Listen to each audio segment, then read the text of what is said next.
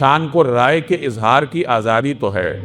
لیکن یہ آزادی اس حد تک ہے کہ کوئی آدمی بات سمجھنا چاہے،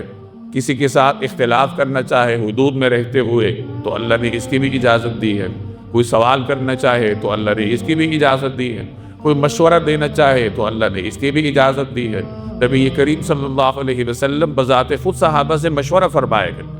اور صحابہ کرام آپ کی بارگاہ میں اپنی رائے کا اظہار کرتے تھے، آپ کی خدمت میں ادب کے ساتھ مشورہ پیش کرتے تھے۔ آپ صلی اللہ علیہ وسلم صحابہ کا مشورہ قبول بھی فرماتے ہیں، اور بسا اوقات اپنی رائے پر صحابہ کرام کی رائے کو ترجیح بھی دے دیا کرتے تھے۔ غزوہ بدر کے موقع پہ آپ صلی اللہ علیہ وسلم نے صحابہ کرام کو ایک جگہ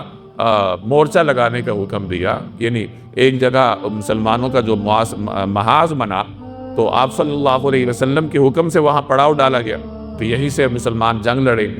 ایک صحابی حاضر ہوئے اور انہوں نے درخواست دی کہ یا رسول اللہ، یہ جو مسلمانوں نے یہاں پڑاؤ ڈالا ہے، کیا یہ اللہ کے حکم سے ڈالا گیا ہے یا پھر یہ آپ علیہ السلام کی جنگی حکمت عملی؟